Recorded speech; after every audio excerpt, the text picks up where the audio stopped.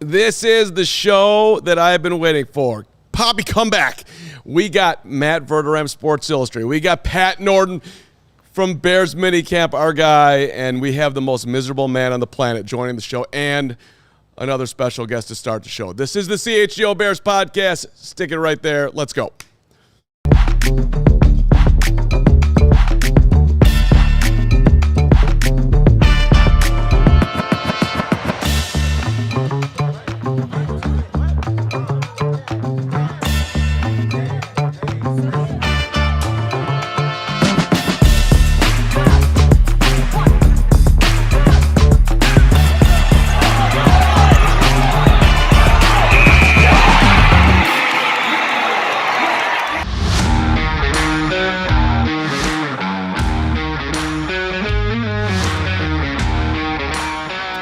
This is the CHGO Bears Podcast from the amazing Xfinity Loft, alongside my favorite partner ever in the history of the show, who wants to jump off this. There you go, Papa Loft. Just take a little peaceful lay down in the Braggs Hogue chair over there as we start out Carm Week.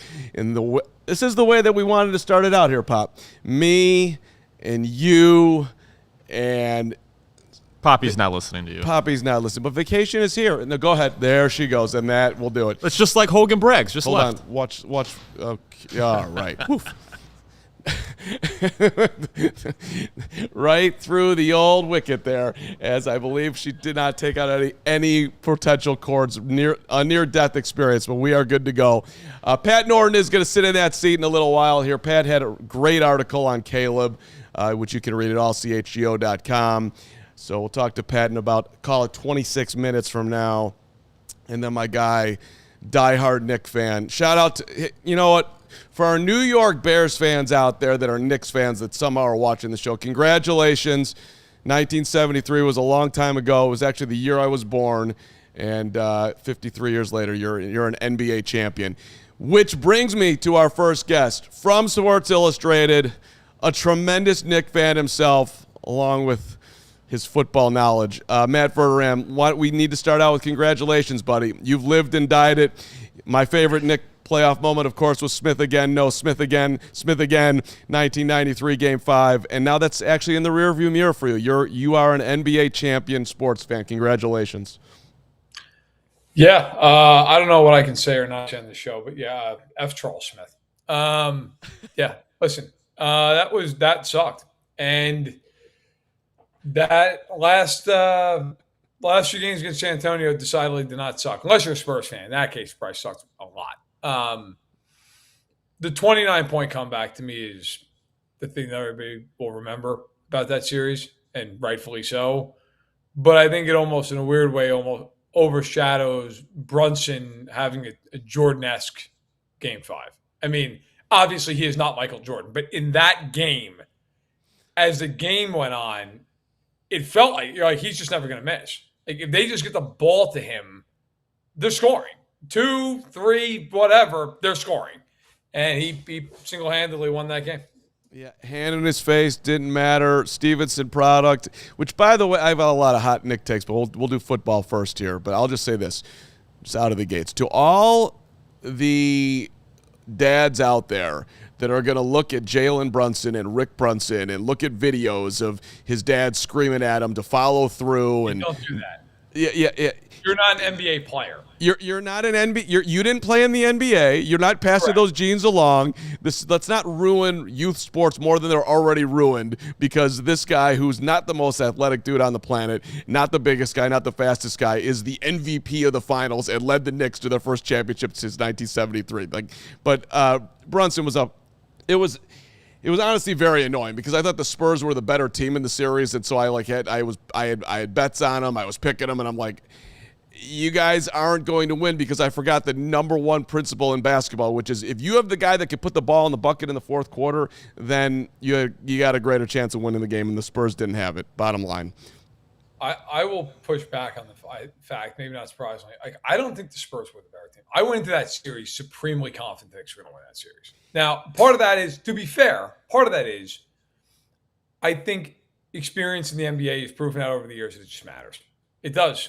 Like, history says that it matters. The Knicks have had their lumps in the playoffs. So I thought that was part of it. But I also thought, listen, I thought one of the biggest advantages in the series that the Knicks had was that Wembanyama played like 30 minutes a game in the regular season.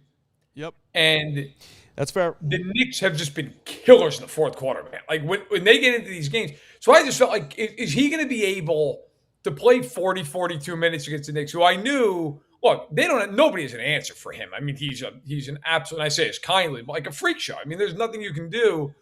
But I really felt like they are going to be as physical as they can. They're going to wear him down. And the other thing, look, and this I didn't think going into the series. This was something I just learned along with everybody else. The Spurs bench was atrocious. I mean, other than Harper, who's awesome and is going to be an all-star many, many times. I mean, Keldon Johnson, sixth man of the year. He looked like me in that series. He couldn't do anything. Yeah. Luke Cornett, who was like a pretty good player in Boston, my God, man. If that guy was on the court for 2 minutes, he was a -10. Like, the Knicks just started having a parade on the sideline when he came in. Like, all right, now's the time to go from 16 to 8. And then by the time Wemby came in, like, the tide had already turned. I'm laughing because, normally Verderame does not get this excited about Knick basketball, but this is like, it's a whole, I think you'll have this for at least another 4 months, which, congratulations. It's a big deal. For all of us who have lived the Cubs 2016, or if you're a White Sox fan your whole life, and right. we're in there from Bears land right now, trying to put 85 in the rearview mirror. You wrote a piece for Sports Illustrated. You should be reading Matt Verderame and subscribing to the show on Patreon, the Matt Verderame Show. But on SI, your column, Super Bowl 61, the roadmap, why the Bears can or can't win it all. Right. So, I mean, I almost feel like we should go through this article like line by line. But this is one of your early ones here, and when you looked at the Bears, if you were going to put a percentage on it, Verderame, where would you land the Bears on that? Because there's a lot of reasons you could point to as to why, and then what you point to a lot is the defensive line as to why not. Okay, so I think it's hard to put a percentage on it because, like, if I were to say to you, I think they have a 10% chance to win the Super Bowl. That's actually really good. It is. That's like a real, like that's like top 5 in the league, right? But it sounds awful. Like, people hear that and go, "Oh, 10%." When in reality, it's like, yeah, man. I mean, that's it's a pretty good spot to be in. I think the Rams are the best team in football, and it's really hard to argue against that based on the rosters going into the season. I will tell you that if I wasn't picking the Rams, I would pick the Bears to go to the Super Bowl. I think the Bears have all the talent in the world. Now, as you mentioned, the one disappointment I had with them in the offseason was I felt like they had to go get a complimentary pass rush to Montez Sweat. And they are relying on a lot of Gervin Dexter and getting more out of the guys who have been there, like getting that internal production, which can happen. But if it doesn't happen, then what? I mean, that's the concern. And it felt like that was the problem last year in a lot of games where they just could not get home. I think the offense should score 1 million points. I'm a believer in Caleb Williams. And look, he won me over last year because, as some Bears fans may remember, I went to camp last year and wrote a piece afterwards saying, like, look, he's got to be a lot better than he was. I mean, they're taking pre-snap penalties all over the place. He's missing guys. And he was. I thought he was terrific. I covered both their playoff games in person. I know he had some picks in there. Oh, man, that guy made big-time throw after big-time throw. The big question for me is defensively, what are you getting out of that front four? And on offense, the big question is center. Because Dahlman retiring is a real thing. Bradbury, to me, is more of a backup than he is a starter. So can Jones come in right out of the second round? Now, granted, he played 6 years in college, and he won the Remington Award and all those things. Can he come in right away and from day one be a good starter in the NFL? Yeah, you got a line on Bradbury in here that really I haven't heard talked about much. Well, certainly on this show, or I think really anywhere that does Bears content. You wrote Bradbury as a replacement level player, ranking 29th among 37 qualifying centers on Pro Football Focus in 2025 with a 60.6 overall grade. He's also part of a Patriots line that allowed Drake May to be sacked 47 times. This is the part that perked up my interest. Fourth most of any quarterback in the NFL. So, and the Patriots let him go for a 5th-round pick. That's obviously not a premium draft pick here. But there was a lot of excitement about him coming over here, Matt, because the fact that he paired with Drake and got him to the next level, and he's a super smart guy that could pick up Ben's offense. So there was really there was this Bradbury, I would call it not a euphoria, but sort of a stabilizing excitement, I would put it. And you're kind of throwing that out there that I wouldn't be too excited about that. Yeah, look, I think the fact that he's surrounded by Tooney and Jonah Jackson and he's got Darnell Wright on the line, like you can do different things to hide a guy. He was not great in Minnesota. And I'm not trying to make it out like he's the worst center of football. He's not, but he was just kind of a guy. Now, look, maybe you could make the argument that, well, if you got these other guys in the offensive line, he can just be a guy. And that's okay. I think I am looking at Jones. I think Jones is going to win the job right out of the chute. I think he's really good. Like, to me, centers are very rarely drafted in the first round. So taking a second-round center is like taking a first-round player at any other position for the most part. Like he was, again, he had, I think, 51 starts at Iowa. He had a ton of starts. So this is not a guy coming in here 3 years out of college. He was there for 6 seasons. So he's pretty seasoned now. Look, I think the Bears have all the skill position talent you could want. I think I'm a big believer in Bird, and I like him coming out of college. I think he's going to be really good. I don't care if they trade away DJ Moore. Getting a second-round pick for DJ Moore was hilarious. Like the Bears had to just be screaming deal into the phone. You have a Dunze. Loveland is fantastic. I think Williams gives them their first 4,000-yard passer ever. I think he absolutely is going to do that this year. You got Monungai in the backfield. You got Johnson calling the plays. Honestly, man, I also don't think the division's that good. Like, the Vikings are not that good. The Packers lost a lot, man. A lot off that team. The Lions offensively are really good. Can the Lions stop anyone? I don't know. So I like the Bears. So, okay, a lot of things I could follow up on there, but let's just start with the last part. If you were going to rank the division right now, what's your order? Bears, Lions, Packers, Vikings. And so you've got the Bears. Yeah. Like the Vikings. The Vikings are better than a typical 4th-place team, like if that's where they finish. And Kyler Murray is better than J.J. McCarthy because largely J.J. McCarthy is terrible. The problem, though, for the Vikings is, okay, yeah, he's better than J.J. McCarthy, but he's not good. Like he started 30 games in the last 3 years in Arizona, and they've been atrocious. Like I don't know. Look, everybody loves Justin Jefferson. Jordan Addison's gotten worse every year he's been in the league. There's been off-field stuff.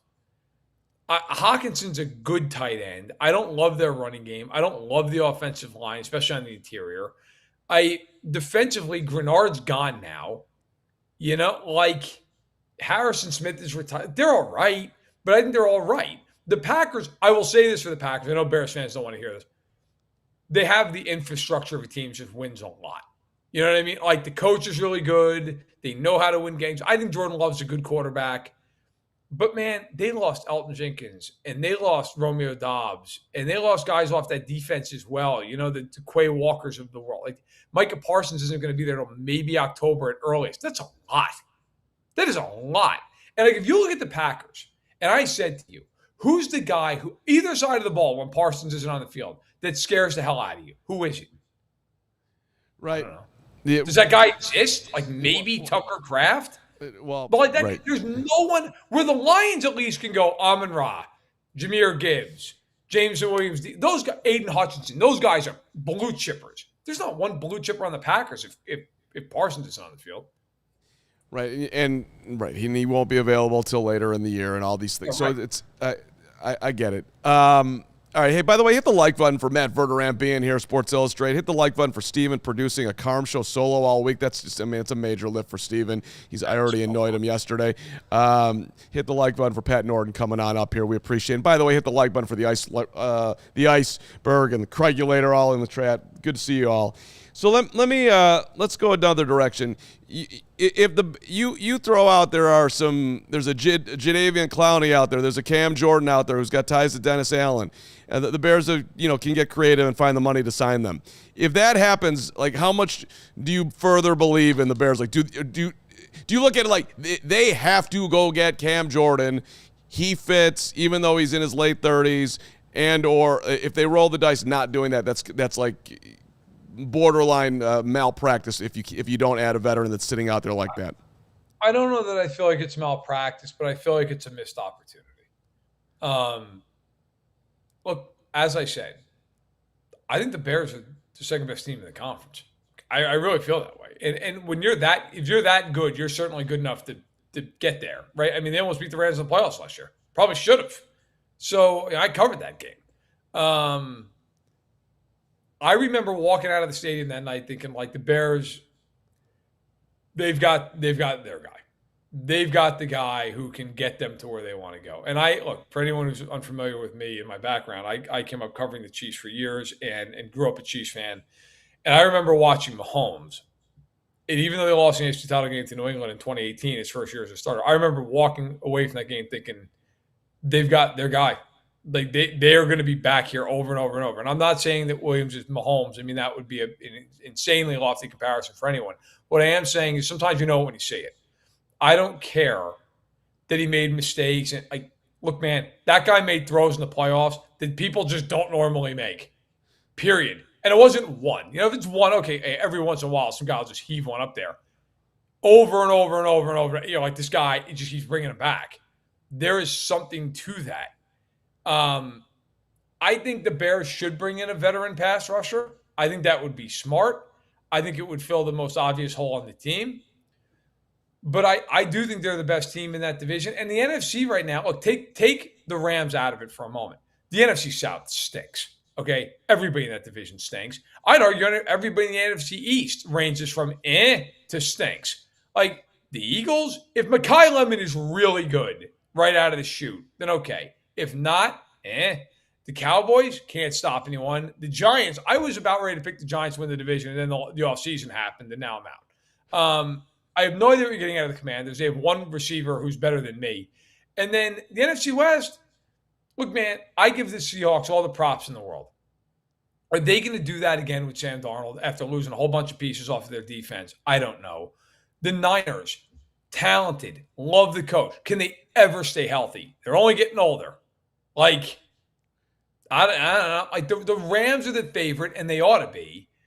But after that, by the way, AFC included, the whole rest of the league, I could pick 8 or 9 teams. I could say, yeah, that team could win the Super Bowl, or that team could go 9-8. I mean, there's just a lot of that, and that's just going to make the season so interesting. But I'm a believer in the Bears. So let me go back to the Rams here, and Steven, you can jump in if you want to throw something out. But like, the Myles Garrett trade was fascinating, and the Bears didn't have a Jared Verse to pair with a first and a second and a third round pick to do it. I kind of wonder if they had offered Montez Sweat and those picks, could they have gotten Myles Garrett, and what would that look like before the Rams had done it? But I'm trying to and I get it. I understand the deal, but I'm trying to pair it with, you had the 13th overall pick, and you draft Ty Simpson. You could have drafted Reuben Bain to further be the Verse replacement there. There's a lot of things you could have done with that pick. So it's like you're going for it big time here, yet you're drafting the replacement over there. How do you make me understand that philosophy? No, I agree with you. I think it was a missed opportunity. I don't understand it at all. If they don't win the Super Bowl, there's going to be a lot of people second guessing that. And I know they put a good face on it. I think there was a lot of indecision in that building as to who they should be taking. And I think, were like, all right, well, we're going to take this guy because he's the future. Here's the bottom line. Are those guys in the building going to be around for when Ty Simpson's the quarterback? Like, is Sean McVay hanging out to coach Ty Simpson? I don't know. Maybe. He's got a young family. Maybe he just says, you know what, I'll ride this out with Stafford and then see you. I hated that pick. And not because Ty Simpson's going to be terrible or anything. I mean, we'll see what he ends up being. I hated that pick because it doesn't align with what they're doing right now. Like, they need another receiver. They do. Devontae Adams is 34 years old, man. And if that thing goes south, all of a sudden you're doubling Puka, and who's the ball going to? Right? Like they could have taken Mekhi Lemon right there. They could have taken whoever they want. Pick a guy, or Mark Cooper Jr., whoever. They didn't do it. The scariest thing about the Rams, from a perspective of like if you were a gambler and you bet on him, Stafford is 38 and has had back issues, and if that thing goes, if his back goes sideways, like they're screwed. I mean, Ty Simpson and Stetson Bennett aren't doing it. So that's a concern. And the other concern with the Rams is the offensive line, which is not great. It's okay. It's not great. Stafford's not the most mobile guy in the world. Look, I do think they're the favorite. I don't think they're prohibitive favorites like some people do. I think they're favorites. They added Myles Garrett and Trent McDuffie to a team that went to the NFC title game. I mean, it's not nothing. But there are pitfalls. And I would also remind people, in football, it is a best of 60 minutes, not a best of 7. And sometimes in football, you come in with a great game plan or you're just hot as hell, and that's it.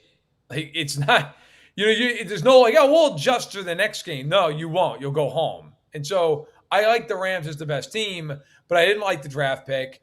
I don't like the draft in general, actually. And I think while they are the favorites, there's a lot of different things you could point to here and go, well, if that goes awry, that's a major problem. I mean, you could say about 3 or 4 different things on that team. Yeah, just to double down on what you're saying, I didn't particularly like their second-round pick either. They go tight end there, and they add to a room that already had Terrence Ferguson, who they had just drafted, Colby Parkinson, Tyler Higbee, and that just didn't seem to be the biggest need for me. I mean, if you're the Bears, you should be really happy with that because that's the team that you're likely going to have to contend with for probably at least the next couple of years in the NFC. But, I mean, the Rams, they make those draft picks, and then they go out and they extend Matt Stafford right after. It's like they couldn't pick their direction. I agree. And with the tight ends, it's interesting. Look, this is a team with Sean McVay. They played more 11 personnel, which those who don't know, that's 3 receivers, a tight end, and a back. They lived in 11 personnel. I mean, like literally would play some games where they never came out of it. They never played 2 tight ends. They never played 3 tight ends. They just never did that. And last year, they had a game where Puka Nacua couldn't play. They played Jacksonville overseas. And they went to a lot of 3 tight end sets, 13 personnel. They played 13 personnel after that. They scored 35 points that game. Devontae Adams with 4 touchdowns. They played 13 personnel in that game in that season 30% of the time. Nobody else played more than 14% of the time. But the Rams just overnight decided this is the way we're going to play now. And so I think they went and they doubled down on the tight end thing, and that's why they took the kid out of Ohio State. Because I think they looked at it like, well, Higbee's getting older, and Parkinson, he's an upcoming free agent, as is Davis Allen. And so I think they looked at it like, well, let's add another guy. But they got 5 tight ends on this roster. Like, I don't know. I don't even know if they're going to be able to keep them all. They're just going to trade them at the end of the training camp, cut a guy. Like, it's going to be interesting. But I think if you're the Bears, if you're the rest of the NFC, you should be thinking about how are we going to defend them when they go to 3 tight end sets? How do we – Dennis Allen should spend an hour every week looking at the Rams and 13 personnel and figuring out when they play them in the playoffs, how do you match up against it? What do you do? Because if you can win those snaps, you're probably going to win the game. That's interesting, too, because part of the way they're going to defend him, I would think, would involve Dylan Thieneman. And part of me is when the Bears picked him at 25, I'm like love the pick in the moment. And then you see Emmanuel McNeil-Warren slip to where their second-round pick was, and you could have drafted somebody on the defensive line, and you didn't. You could have maybe had your cake and eat it too. But regardless, let's move away from that in our last 2 minutes here. It was interesting because you brought up Mahomes with Caleb, and obviously that's the goal, that's the dream, that he's whatever Patrick Mahomes light. When you do watch them though, without directly comparing him, what do you see in Caleb that reminds you the most of Patrick, if you will? He can make plays off script that break a team's back.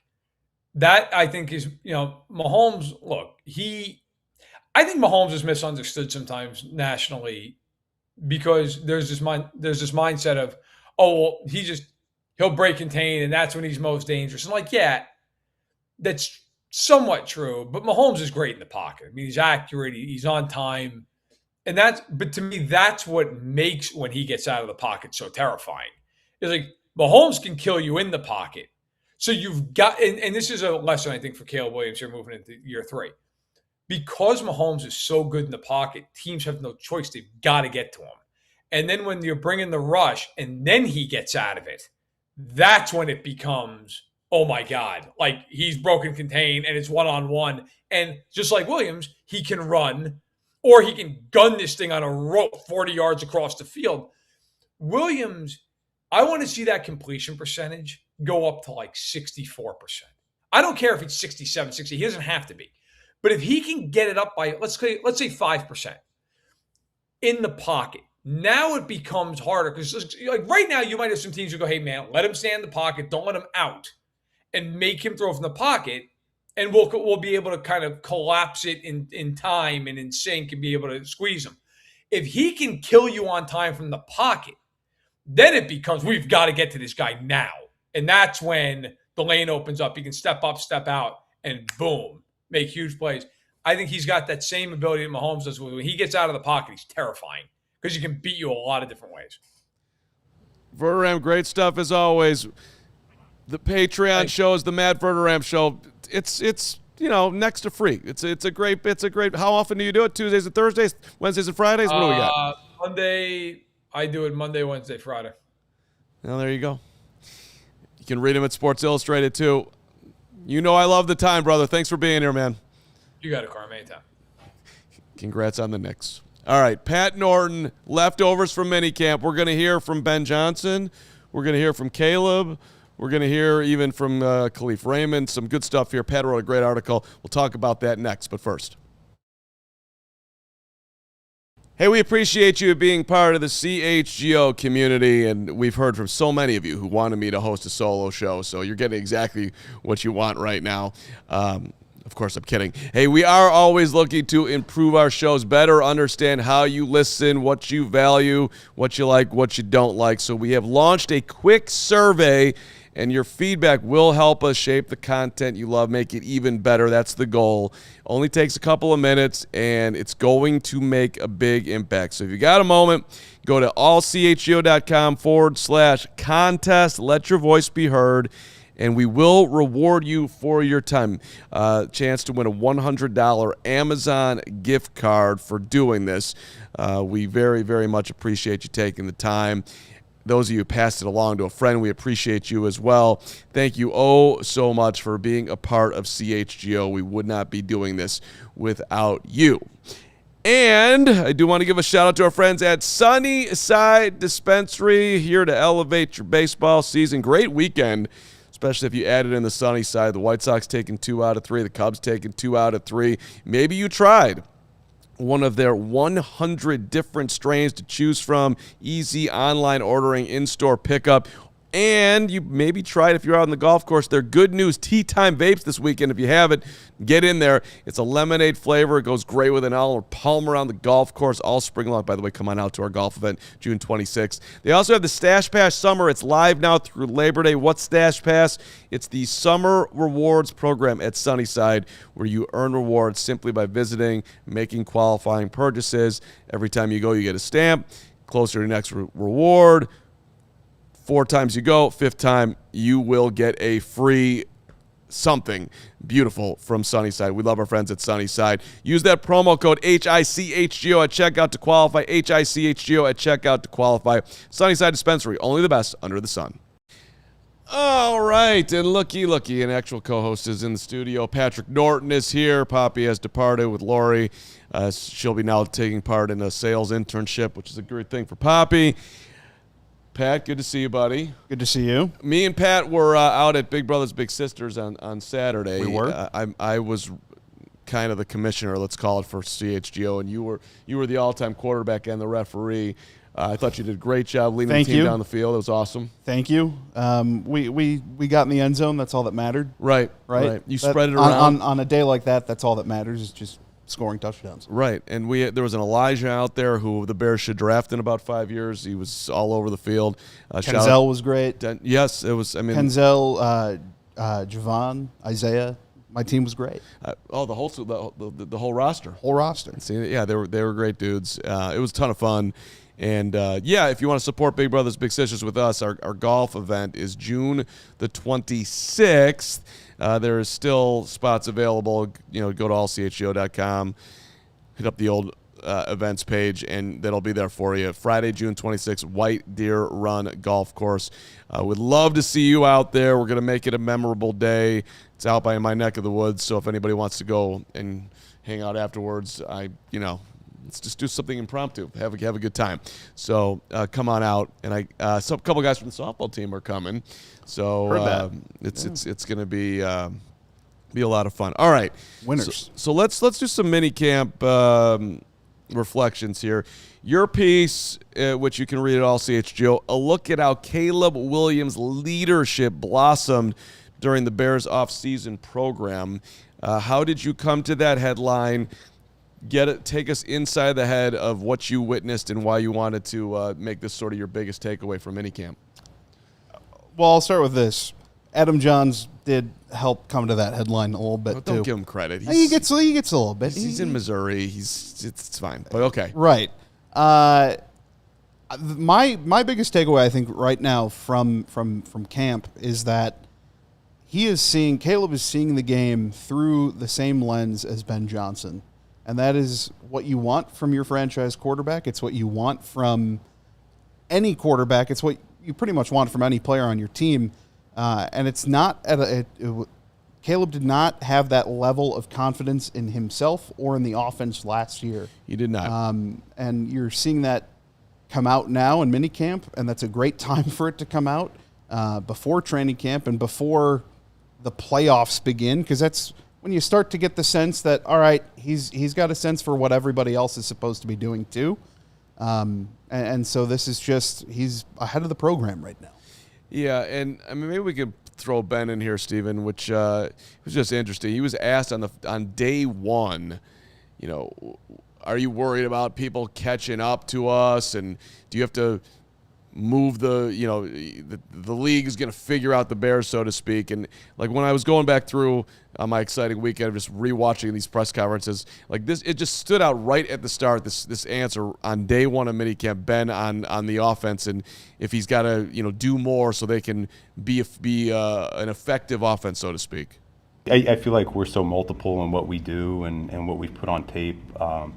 It's really not a huge concern of mine of teams feeling like they got to beat on it. I think we got a quarterback like we have too. There's a lot of unpredictability that comes along with it, and so as he continues to grow and develop, if the structure of the play is there for him, then he'll take it. But what he can do out of structure is really unique, and I think it makes us even more difficult to defend. So our guys do a great job, our coaching staff with the self-scout, knowing what we've put on tape and how we can continue to complement that going forward. So not something that we spend a whole lot of time on, though.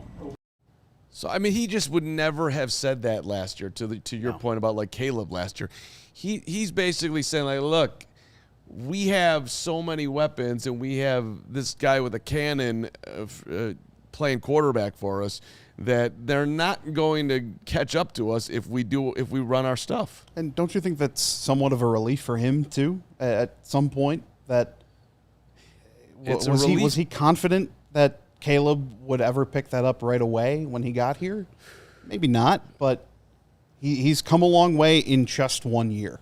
Yeah, I mean, I think he believed that he would, but then I think when they got in it last year, right, it was, as Caleb put it, fragile. Right. And then it became solidle thank you. Like that, Steven, solidle. It's solidle. It was terrible. Carry on. Well, it feels, I mean, we've gone from fragile to solidle.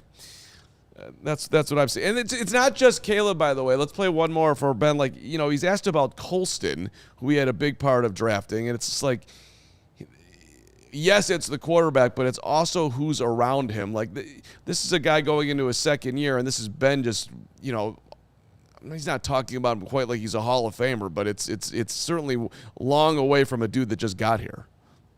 Missing last year was a big deal. Obviously, it took us a little bit to get going with him, but This offseason, it's been full tilt. I love what he brings to the table. He's one of the most consistent players I've been around, and that's saying a lot for a young guy, because I think it takes a while before guys can truly understand what it means to be a professional. But he's in early. He's always in his playbook. He's always taking notes. I think he really thrives with being available in the pressure moments. That's the type of guy that he wants to be. A lot of trust with the coaching staff, with the quarterbacks. And so I'm really happy with where he's at right now. We've been able to take the route tree to the next level, and it's something we're going to continue to develop in training camp as well.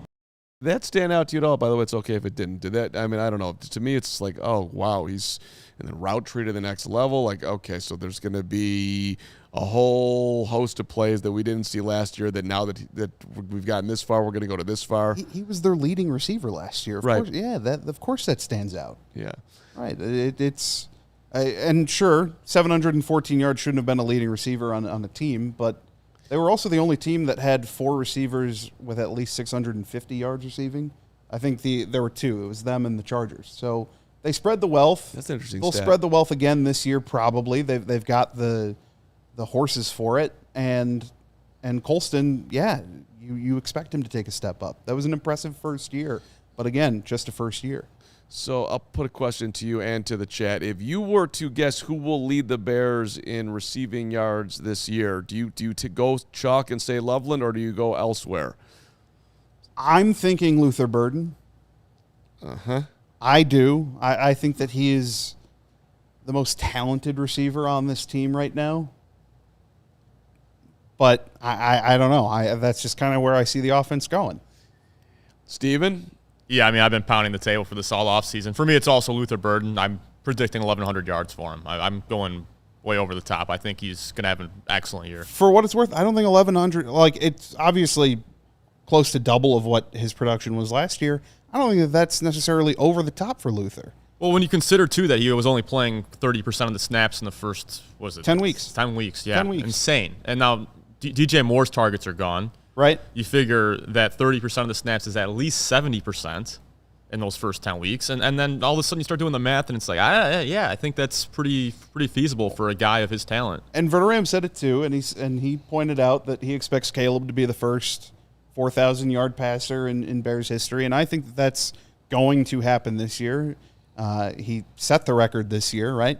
And it'll, again, completion percentage, expect a tick up in that. If all of those things happen, then these yards have to be going somewhere, and I think that Luther is probably your most versatile, all-over-the-field threat. So that's why I think Burden for that. It's interesting. Everyone's going Burden or Loveland except for Peanut Head's going Monungai, which is why he's Peanut Head. But with Loveland, just to get back on that point Yeah. real quick, I mean, if I had to draft tight ends right now in the NFL, I think my number 1 would probably be Brock Bowers. My number 2 would probably be Trey McBride. And there's Loveland at 3. I mean, we have a top 3 tight end in the NFL, in my opinion, moving forward. Well, right, and which is a crazy thing to say on a guy that really, he played more. I forget exactly how many games he played last year, but basically he played half the year.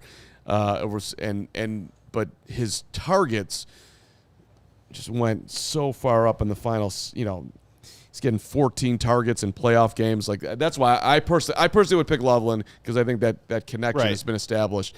I mean, you talked about the pass in your piece that Caleb throws to Burden at minicamp. Burden thinks that no one touched him. They're playing basically one-hand touch. He gets in the end zone. One ref rules touchdown. The other ref says not a touchdown. Burden kicks the ball into the woods. Into the woods. And Caleb is screaming, get lined up, get lined up, get lined up. And honestly, Caleb was screaming so loud, get lined up, and with some aggressive language included in it, that I didn't even see the ball getting kicked into the woods, or I didn't see any of, like, even his touchdown spin before he kicked it, because Caleb's voice was so loud that I was like startled, and I'm just staring at Caleb running up and getting people lined up, which I thought was awesome. Right, and I think the game situation or the drill situation matters for context too. So it was a 9-point game on the scoreboard, 3.5 minutes or so left. I don't remember if they had timeouts or not. They so they complete this flag route to Luther, to Burden, and it's an exceptional pass. It hits Burden right as he gets some Great separation. throw. Yeah, Great catch too. And I think Johns and I had the same takeaway in that if that were happening in a real game, regardless of how the refs were calling it in this drill, Luther's getting into the end zone. Yep, that's true. The contact that he faces at the 2-yard line, maybe that he faced in like this 2-hand drill, was not going to be enough to bring him down. So you understood why that was his reaction to celebrate it, but to have Caleb be as vocal as he was, and we started to see that in the intense. Right, yeah. And we started to see that in the postseason last year, where he was getting on guys on the sideline, telling them what they should be doing, or saying you're not doing enough in this area. When you'd see the camera pan over to that or whatnot, you're seeing that carry over, and that's a good thing. That's a vocal leader. That is a captain's responsibility.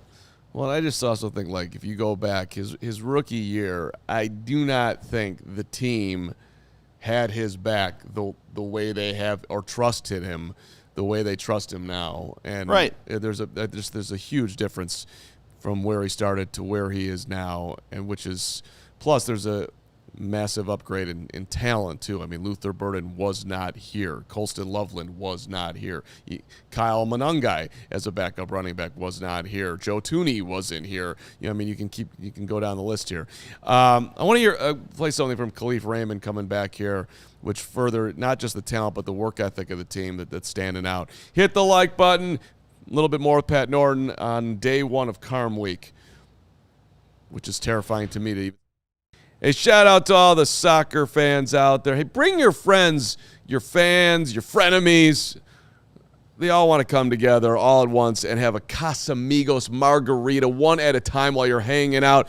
Yes, that's right. Pair your World Cup watch party with a delicious new ready-to-enjoy Casamigos margarita. What's the simple ingredients that come with it? That's the Blanco tequila. It's the lime juice. It's the natural flavors.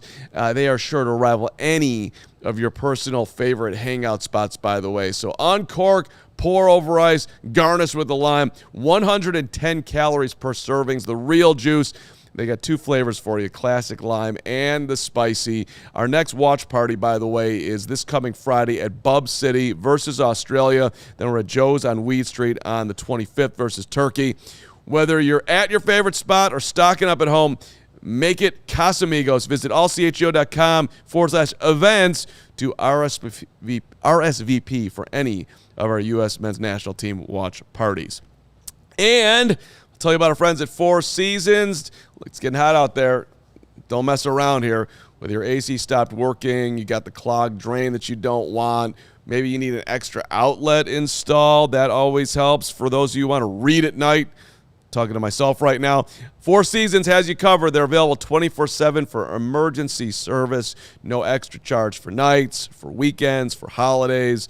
They've got over 30,000 5-star reviews, so you can feel very comfortable you're working with the best. Call Four Seasons for a complete AC tune-up for just $89.95. That's backed by a 1-year no-breakdown guarantee. Do yourself a favor and visit fourseasonsheatingcooling.com for all your special offers and money-saving coupons. Once again, that is fourseasonsheatingcooling.com. For all the right reasons, call 866-4SEASONS. All right, slightly lied. We're going to play Kalif Raymond a little bit later, but we should, since we just talked about the Caleb play with Burden and Ben, we should get Caleb in here. Let's get the QB talking about his connection with Luther and leadership and where the Madden cover man is at these days as he goes into what I'm calling it is Bears out for summer. Remember the song School's Out for Summer? School. Anybody see Dazed and Confused 100 times? I did. Dazed and Confused explains a lot right now, yeah. It does. All right, here's Caleb. Because he thought he scored. You know, you obviously, you know, when you're in practice, you deal with those things. You know, not knowing if you scored or not being in pads. And so just trying to reel him back in, just knowing I saw from a distance that the refs were, you know, 2 different refs were saying 2 different things. Touchdown on one side and the other side was not. And so just being able to reel him back in and get ready to go, you know, score again. Yeah, I think that that happens often, and it's just doing my part and better communication, or them being able to understand. So I'm going to put it out there. The Luther-Caleb connection, bond, all of it's going to be interesting to watch because, they're both two young guys growing together. Luther has an ego about his talent. Caleb does too. I'm saying that in a good way. Don't get wonky out there. They both have a lot of belief in themselves. And I caught on one play during minicamp, Caleb going up to Luther behind, when Tyson's out there running it, and they're having a pretty animated conversation. And I asked Luther about it. He's like, yeah, I don't remember that. Like, he was not going to say a word about what was being said. But here's, I just think it's interesting, this incredibly talented receiver with Caleb and how that thing, and two different personalities, kind of strong personalities, how this will go. And I anticipate it'll go well, but I think it's going to be something worth watching.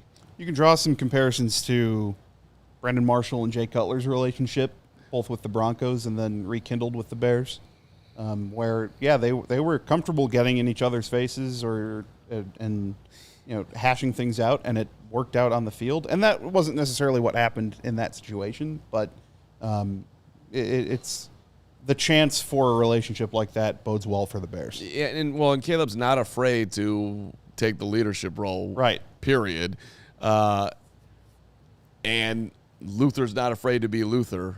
I might be taking this a little bit too far, but it's just like sort of a sense that they're like, Caleb is great right now at he's saying the right things, and he's sort of leaning into being the leader and being aligned with Ben and saying things like, I'm 100%, 110% is how I put it, in on whatever he says. Like that.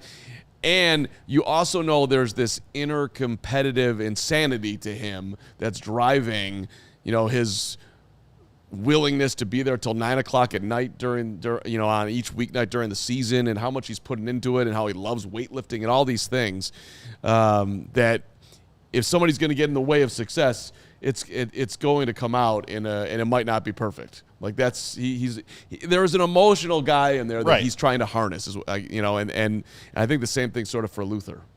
Yeah, I see that too, and that can happen, but at this point it's not a problem, and it's creating a decent relationship. I think it's a good thing. Right, we've seen them before as well too, where Luther ran the wrong route, ended up in a Caleb interception, and Caleb was visibly frustrated with it. Right. And being able to have that conversation, get in each other's face, and know, hey, this is just for the best of the team. I mean, that's going to help develop this thing long term in the best way possible, to have that healthy but stern relationship with one another.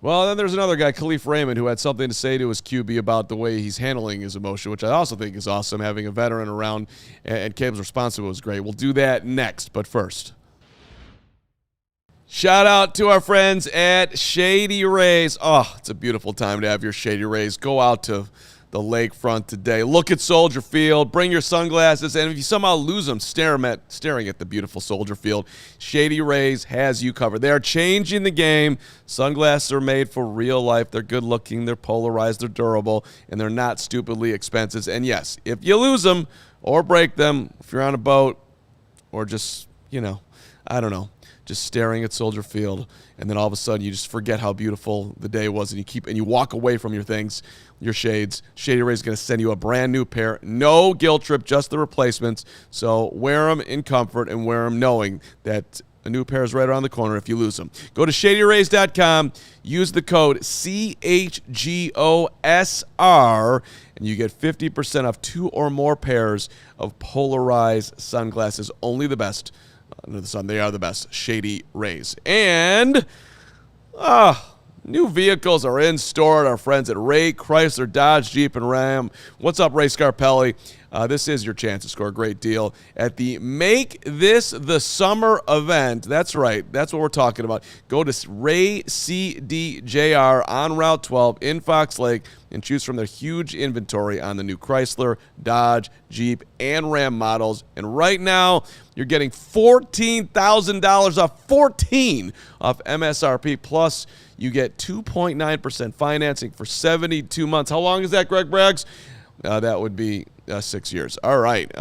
And by the way, on the new 2026 Ram 1500 Crew Cab, that's in stock right now for you. There's over 125 vehicles priced under $20,000. All the good stuff. For more information, visit Ray CDJR today on Route 12 in Fox Lake or online at raycdjr.com. They've been serving the community since 1963. All right. So Patrick Norton is an elite teammate. Stephen Nicholas is an elite teammate. We got a lot of elite teammates around here. Even you, Gregory P. Allen Bragg, somewhere down in Florida. You too, Hogue at Hogue House as he's taking a little siesta. John's down in Missouri and everybody else that we work with here. But You too, Carm. thank you, Pat. You're welcome. Thank you so much. And I don't know who took out the garbage this morning here, but I think somebody else other than me did. I'm guessing it was Jim. Shout out Jim.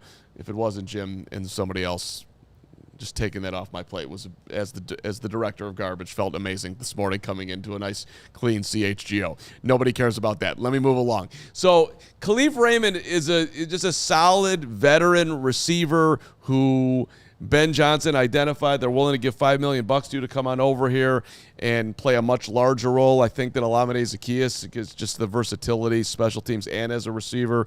I'm not saying he's going to be on the field for every single play, but he's going to be out there a lot. And here's a vet coming over and witnessing the way the Bears are going about his business. So when I'm looking at like some leftovers from minicamp, I thought just this underlining of the work that we don't get to see behind the scenes, to me was super interesting. That Raymond felt they wanted to share his excitement about what he's seeing as far as what the Bears are putting into it on the daily. I think the guys that are here are the guys that they want to have here. And it's not from I don't know if I was about the performance stuff, but the day-to-day stuff, like Colston getting 100 jugs before practice. I'm like, hey, you want to get some jugs? I already got my 100 before. Like, just like you got guys like that. JJ catching jugs. He was DB, but catching jugs after practice. Just like we got guys, Xavier. Me and Xavier just spent another 30, 40 minutes after practice catching jugs. So, like, just you got guys with the work ethic, the will. You got those kind of guys in the building. That's the kind of guy you want next to you when it's the fourth quarter, 2 minutes on the line, and you're trying to have some change. You're trying to score touchdowns and score points. So you got those kind of guys. I'm not worried about Colston when it's 100 jugs in on the fourth day in a row and it's 2 minutes in the fourth quarter, because he put the work in. So he has those kind of guys with that kind of character in the building. So catching jugs, for people that don't know, it's the jugs machine. It fires footballs at you at wherever you set it at, 1,000,000 miles an hour. So you're working on your hands. So here's Loveland doing it, before practice. Here he's out there. I forget even who he just said. I'm sorry, but whatever, it was Burden, whoever, after practice. Like, all these guys are honing in on their skills. It's June. You don't need to be doing that, but that's what they're doing. So if you take talent and work ethic and put it together, I think that's why a lot of people are dreaming it up, that the Bears could be, a top-level offense coming into 2026. It's why people like what they've heard from Luther Burden so far. He said it when he spoke that his offseason consisted of getting back in the building, working out, and then when he got away, it was to go to California and work out with Caleb and other receivers at USC. Right. This is a team that can be very fun at times, but is taking a very no-nonsense approach to their offseason right now. They're in it. It's impressive. And I guess the last time the Bears led the league in points scored, did you see this Bears by 7, our friend Kevin Kadick had this note, who I think Luis Medina wrote it up, that was when Sid Luckman was the quarterback. In the 1940s was the last time they led the league in points per game. That's crazy. That is, and like, I don't know if I'd bet the farm on it, but it's on the table. Right. It could happen, which is wild. It is. What are they missing offensively right now? A left tackle that you can count on, number one. Right, a surefire center that you're completely That's in sold there too. on. But that's a conversation for another day. But I think that I've already written once on Logan Jones, and I'm writing on him again. I think that he's your guy at some point this year. I'm having a hard time with that, but okay. Yeah, I would still bet on Bradbury, but we'll see. We'll see. Who's in that competition? What I picked up on and saw him getting some reps, some center reps. Luke Newman getting some center time. You think that Luke Newman's in there? I think he's at least a part of the competition. Someone has to run the third string offense, right? Right. Yeah. Right. Well, he's gonna get reps. Who else? I don't know if there's anybody else that even knows how to play the position to do so. Maybe Kyle Hergel. Yeah, we all know who that is. Well, the new Hergel. That's your fault, Steven. Yeah. Learn the Come on. roster. bud. Hergel got a big mention on the show last week from Hogue. Hogue is a Hergel. Right. Hergel Hogue. He's pro Hergel, which He got a first team rotation last week. yeah, but right. Well, listen, it's okay, but let me reel this show back in from the wild side of you two. It's between Logan and Bradbury. Bradbury is, I think, in it, and Doug Kramer, according to Nagy in the chat. Bradbury to me is a prohibitive favorite, but I agree. I could also see an exact situation that played out last year where Braxton Jones was the left tackle, and then a little bit later, Ozzie Trapillo eventually takes over, as well as Theo Benedict. I think we could see a similar timeline for Logan Jones becoming the starting center. that's a good I like that. It's a strong point, and it's probably But Logan Jones' best chance of becoming a starting center. I will also add in the fact that I don't like changing the center. I'm more hesitant to change a center for non-injury purposes in week 5 than I think you would be to change a left tackle. You wouldn't want to do that. And I asked Caleb about Garrett. I said, how's it going with Garrett? And and maybe we'll play this later. And he's like, center? I'm like, right. Because I didn't know if I should say, how's it going with your center? Because then maybe he doesn't know specifically who I'm talking about. Then I was like, do I have to say, how's it going with Garrett Bradbury? Which just felt like sort of unfair to Garrett Bradbury that he's not on just a first name or a last name. So I went with Garrett, and Caleb was like, center. And I'm like, yes. And then he proceeded to compliment Garrett and what's going on. Because I've watched them walk around and have a little bit of behind-the-scenes chemistry that seems to be building. So, and Garrett came in here and was, what's the first thing you're going to be doing with Caleb? So we'll get to know him. Right. So that seems to be happening, which would further back that that's how I think this is going to go. But I mean, the rookie he's a talented Hawkeye, and don't sleep on him. Right. And that's what we've heard all off season from each scout and each coach that's spoken on Logan Jones. And you guys have had his high school coach and now his college position coach on, and we're gonna have everybody in his family. Right. We're just gonna continue to have Logan Jones. And each time it comes back to he's a sponge. He learned from the best at Iowa, and each Bears staff member will tell you that Iowa just coaches their offensive linemen differently, and whatever it is that they're doing makes them pro ready faster. Well, what's interesting with Bradbury, too, is he was in the exact same position last year. The Patriots drafted Jared Wilson. I want to say it was in the 3rd round. They played him at guard and let him kind of slow play learning the center position. And Bradbury could be the exact same position this year, teaching Logan Jones. He's a professional. He's not worried about, this guy's coming for my job. No, he's just doing what's going to help the team perform the best. And I think him being a coach for Logan Jones and at least a starter for some amount of time is probably the best thing for the Bears right now. And it didn't work out in the playoff game where Ozzie obviously got hurt, but for the most part, the Bears had really, really great health on the offensive line last year, and that's not something that you can count on year to year. That's true. So best to just keep everybody in it, I guess, right now. It's a big fingers crossed on that Right. one. And he'll reach out to my guy, Karan Hamagaji, and see if he'll come on this week or next or whatever. Because it's a make or break Karan year. It is. He's Make or break for a lot of guys. make or break for Braxton, make or break for Karan.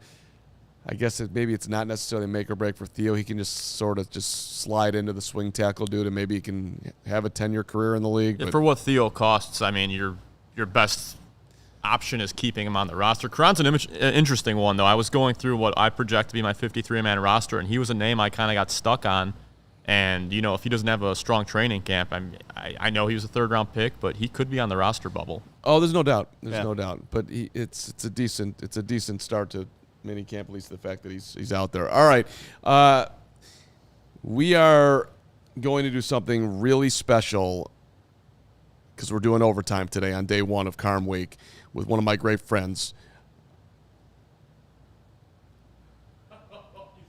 Oh, no. Did I do it right or did I do it No, wrong? you did it wrong.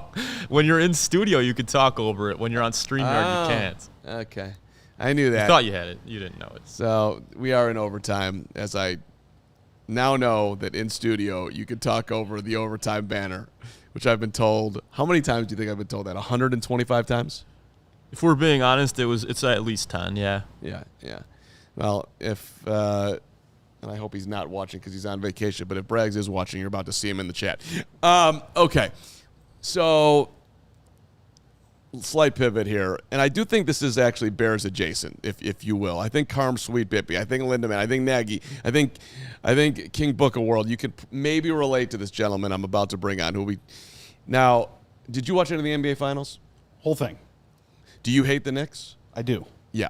Steven, are you do you have Nick hate or do you not? Yeah, I have a Nick hate, yeah. You got Nick hate, Yeah. right. I don't like the Knicks. And so you know, New York's a great city. I want to just be clear that I enjoy going to the U.S. Open each year is like my favorite 3 days of the year. I love it, but I hate the Knicks, and I didn't want him to win. And the guy that I'm bringing on, I had a huge rivalry with over the years because he's a big Knick fan.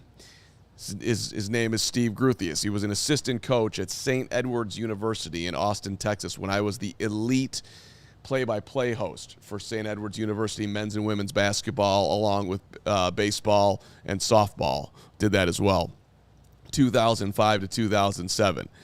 And Gru and I were what's the word I'm looking for? I believe it's idiots is the answer. Like, Were? Yeah, I mean we would be on the team bus. Sometimes we would, even on the D2 level, we would take the Greyhound bigger bus, and I would be like pulling off the headrest on the bus and smacking him in the head with like 18, 19-year-olds. I'm 30, and like I'm just like, this is so embarrassing that this is what we're doing on this bus.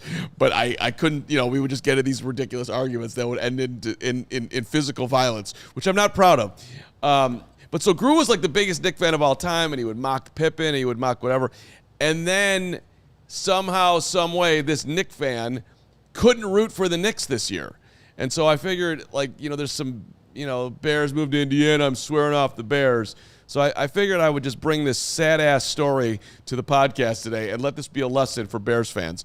So here's my good friend and rival, Stephen P. Gruthius, and I want to have a discussion about this after this 10 minutes with Gru.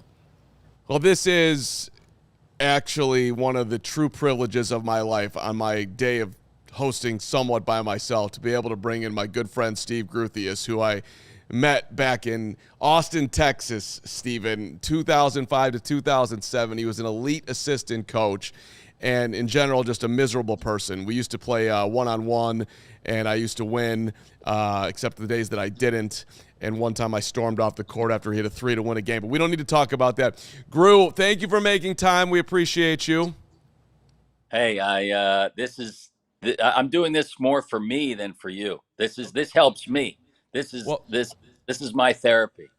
Well, so let me just give the background here, and I think Bears fans can potentially relate to what we're going to talk about here for a couple minutes. You grew up a diehard Knick fan, correct? Diehard, like you're the greatest moment of your life, I believe. You got to like shoot on some like makeshift hoop at Madison Square Garden. You made like 13 jump shots. Is that right? One of the great moments, not the greatest, but yeah, I was chosen at halftime. I was in 7th grade or 8th grade, and I was at halftime of a Knicks Warriors game, the days of Tim Hardaway and Chris Mullin, Patrick Ewing, and I won a trip to Club Med. I made like 7 shots in a row, not on a real hoop. It was like a makeshift, one of those hoops that people have in their driveways. But I didn't do it on the actual baskets at Madison Square Garden. But yeah, it was pretty awesome. And you cried and wept when the Bulls beat the 90s Knicks time and time again. And the one time that you guys did get past us, of course, you blew it in the finals, and you cried then too when John Starks went 2 for 100. Is that all accurate? I hold no animosity towards John Starks. Absolutely not. Like, you live and die by John Starks. I absolutely have no animosity whatsoever. He made all those shots in Game 6 and had a rough Game 7. But yes, I cried on numerous occasions as a Knick fan. No question about it. And it's not an exaggeration. I was in tears.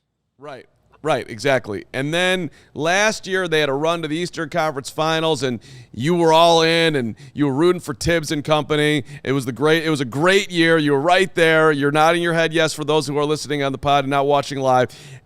And then they fired Tibbs, and you were very upset, and you punted on the Knicks. You were no longer a Knick fan. Is that correct?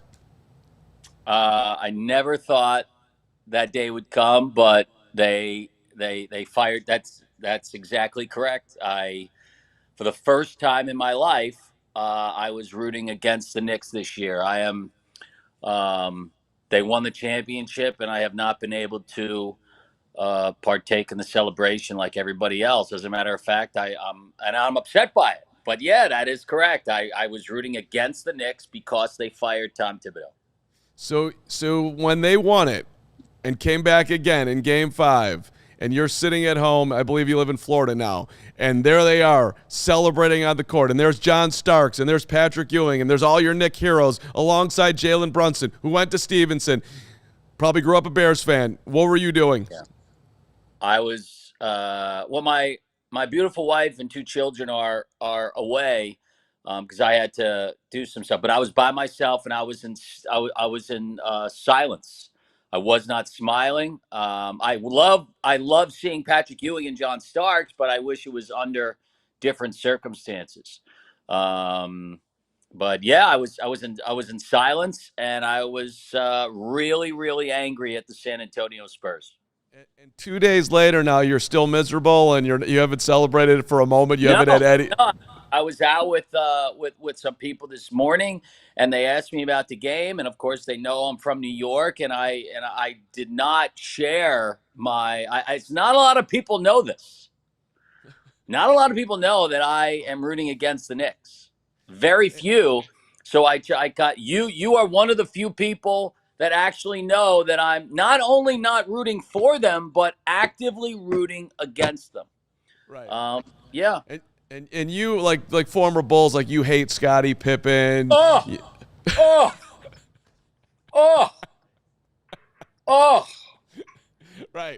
So that still bothers you, and I mean you do have a respect for Jordan, which I appreciate, but like the rest of the Bulls, you can't stand them, and you probably think Charles Smith. Did Charles Smith get fouled? Talk about one of the times that I cried. That was that Game 5, Madison Square Garden, was one of them. What you're describing, the multiple times that Charles Smith was fouled, and then we lose in Game 6 in Chicago. I was at a friend's house, and I still think we lost because, I used to watch. I was very superstitious. I went to sleep with a little basketball. I put a Knick hat on him, and I was so superstitious. And I typically watch the game in my parents' bedroom, face right to the screen. And when I wasn't watching under those circumstances, I felt that was bad luck for the Knicks. And I definitely didn't watch the games. I couldn't watch in my parents' room. I had to watch in the living room. And one of my brothers tormented me throughout the game. And that's another reason why the Knicks lost. Yeah. So slight narcissistic behavior, but that's okay. But I like it. Gru, there's some Bears fans out there right now that are saying if they go to Indiana, that they're going to swear off the Bears because they left Illinois. And you, as a guy who swore off the Knicks and then watched them win the title and watched New York have the greatest celebration of all time that you chose not to be a part of, what is your message to some Bears fans who are saying that if they leave the state of Illinois, they'll never root for the Bears again?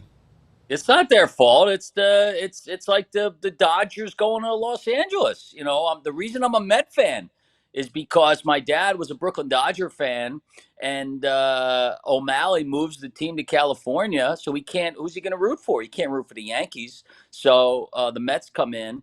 I think it's completely different. The Bears moving. That's just alienating your fan base. I mean, they're not the Chicago Bears anymore.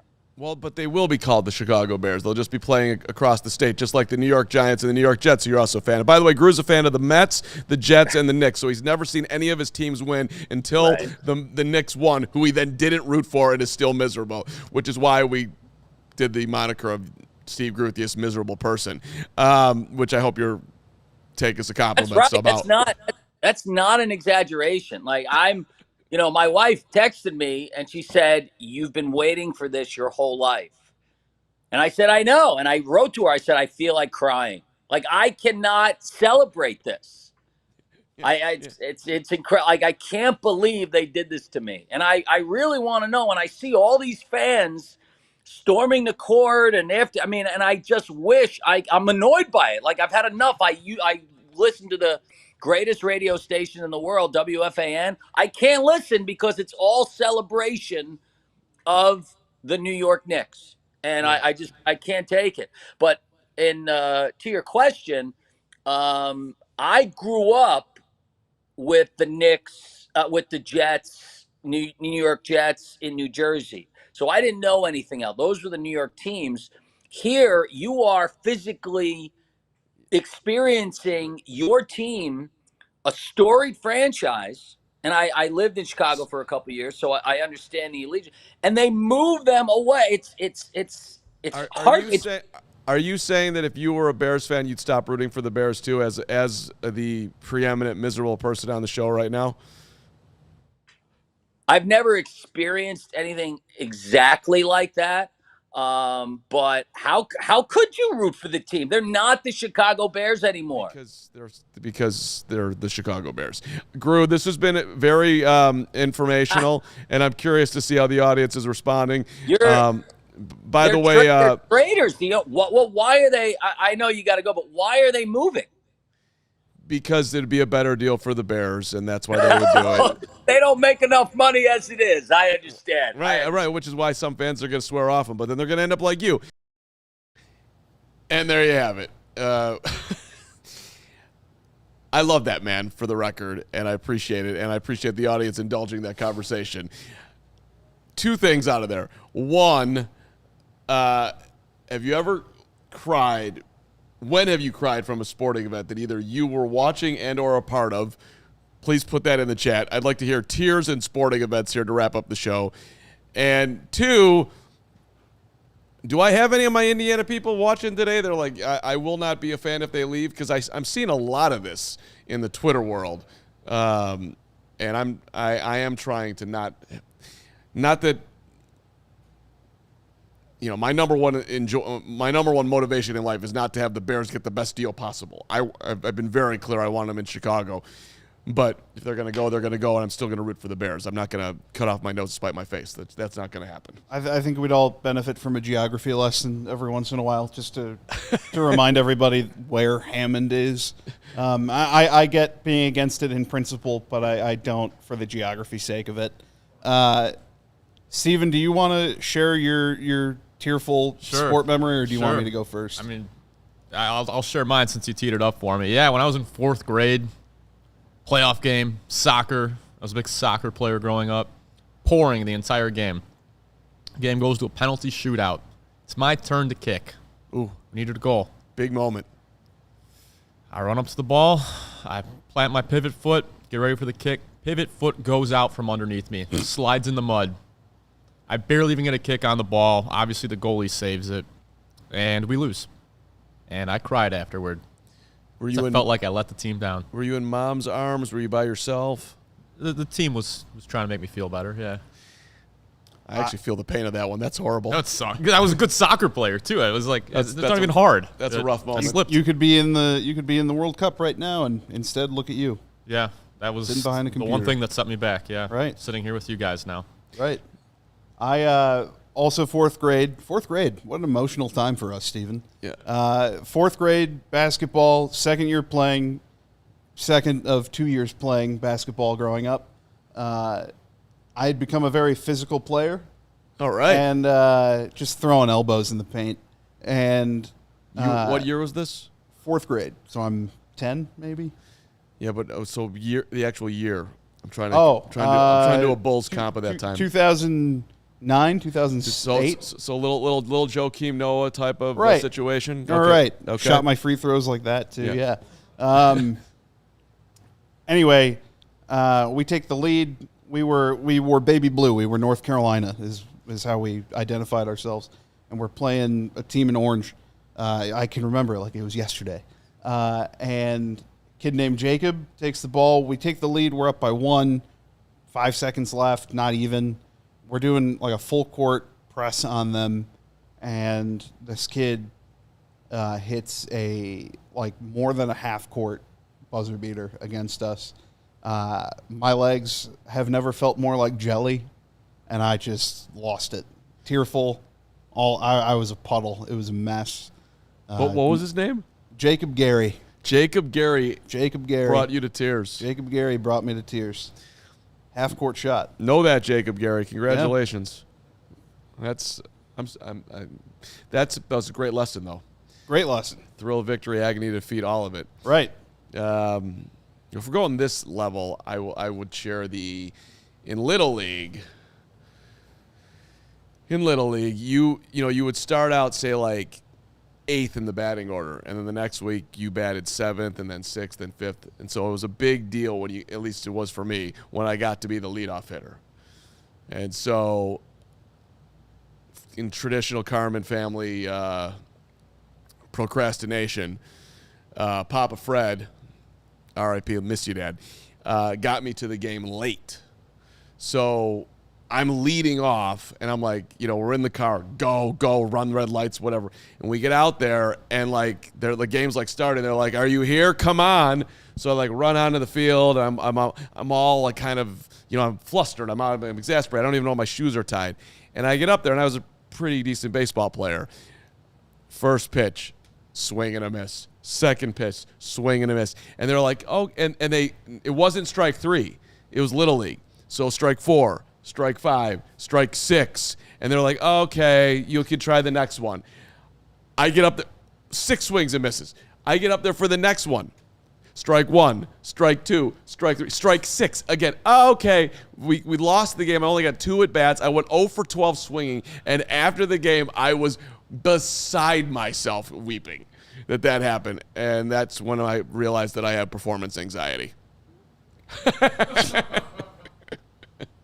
Which somehow I've gotten over, but it took some serious counseling. That was horrible. By the way, anybody in the chat, you can feel free to tell stories here. I cried after Game 7 of the Western Conference Finals of 2014. Blackhawks hockey, versus okay. Kings. Okay. Alec Martinez hits a overtime shot off of Nick Leddy's butt that goes over Corey Crawford's shoulder. I was at that game. That was devastating.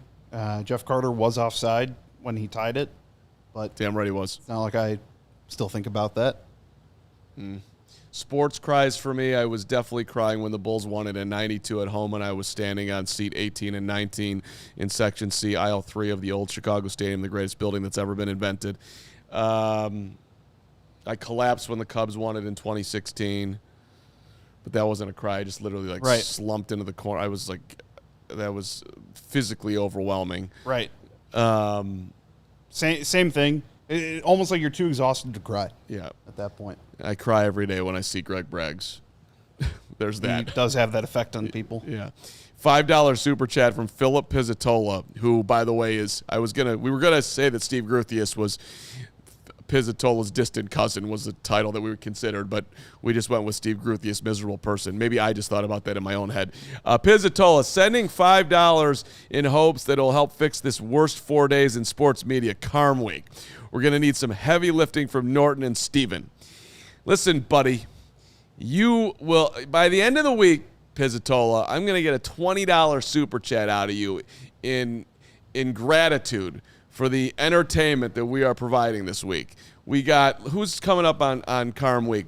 We've got Nick Wright leading off the show one day. We've got Lou Canellis, who's ready to rock and roll. We've got a conversation coming up with Scott Daly that actually includes Hogue and Braggs, the long snapper who has left. It's a lengthy convo. Maybe we haven't worked that all out. Steven's going to have a day sitting in Pat's chair. I don't know how we're all going to do all this. There's busyness going on around here. He's going to teach me how to sit in his chair. Oh, okay, that's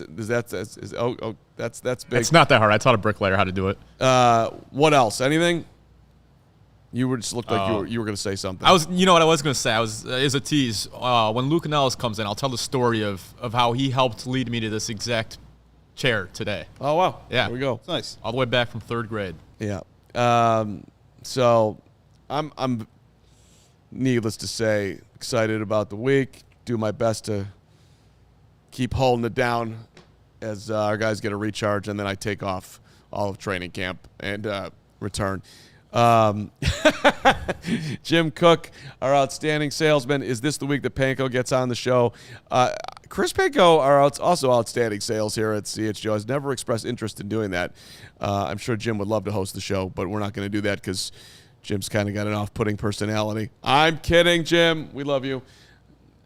I don't know. Should we put Panko on, Steven? What do you think? Yeah, why not? Okay, do whatever. Sure. We can do whatever this week. Anybody who wants to come out here is welcome. What the hell? I got a shout out on the way out. Shout out to my guy, Zachariah. I met him at the gym while I was live on a White Sox show on Thursday during a shelter-in-place tornado warning.